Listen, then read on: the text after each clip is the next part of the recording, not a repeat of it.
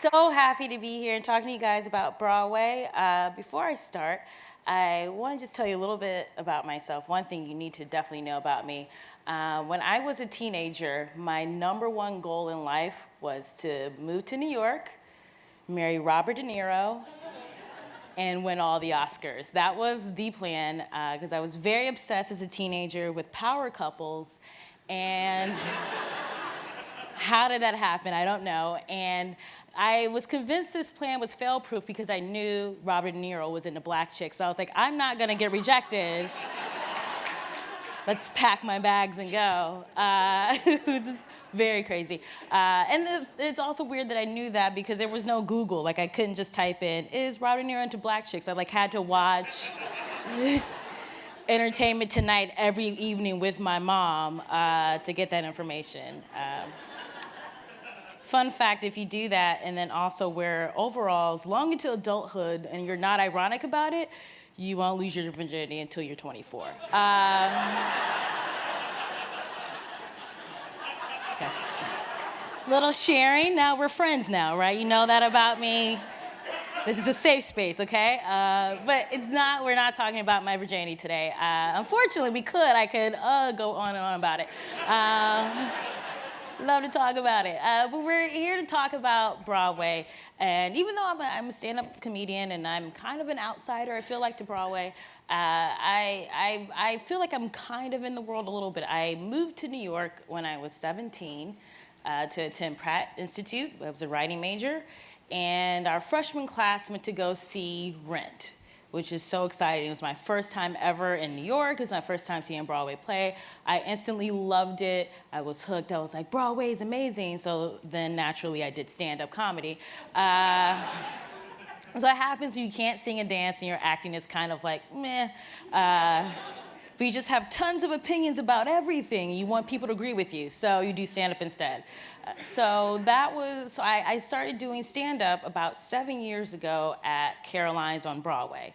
And a few times a week I would trek up here from Brooklyn to take my classes at 49th, where Caroline's is, and I would always bump past people who were on their way to Broadway shows and all these fancy things. And I felt like, oh, wow, I'm a part of this environment.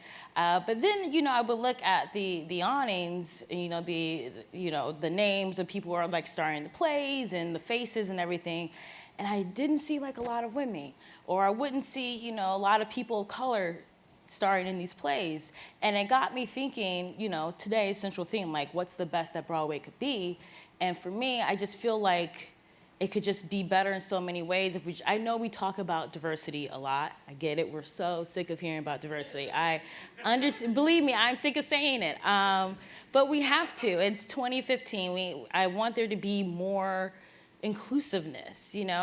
My friends are always asking me that don't live here, they live in Ohio or wherever. They're like, oh, how many times do you go to Broadway? I mean, you must go to Broadway all the time, right?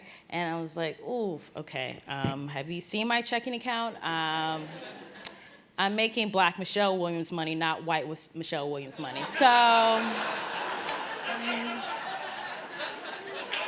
can't really afford it, thank you. Can't afford it, but I want that to change, and I feel I'm a millennial. I think I'm 30. Do I still qualify as a millennial? I don't know. Thank you. My boyfriend's younger than me, so he tells me I'm old, so I don't know anymore. But yeah, I want things to be more affordable. My favorite thing in the world is being at home, watching Netflix, and watching some movie or TV show.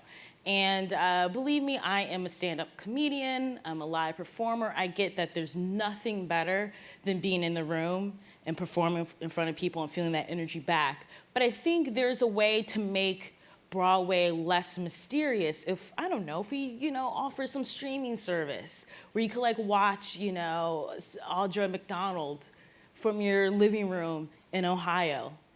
As a kid, that would have been amazing to me to see this incredible black woman acting and performing. I'm in my bedroom and being like, oh, that is a possibility. Because I think that is the #1 thing that keeps a lot of people like myself away from Broadway, because if you don't see yourself reflected, you don't think it's a possibility. And I feel like if we could do things like that, where we cast more people of color in plays, or we do, fresher takes on stories. I mean, I loved going to see Who's Afraid of Virginia Woolf. I thought that was amazing. I love going to Rent. But I think there are other amazing stories out there that haven't been told yet. Like In the Heights was incredible. And that's a story that hadn't really been told before.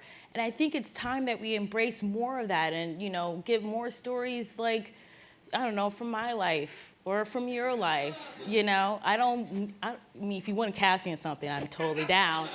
But, I'm in an interracial relationship and we're moving in together and there are all these like weird like little quirks that happen and that could be ripe for a Broadway play, but we don't see it yet. And I think there's an audience for it. There are people out there who want to see themselves, who want to see their stories reflected and want to see their stories commented on and go, oh yeah, I do exist in this world. Yeah, my life story is universal instead of us feeling like it is the diversity box.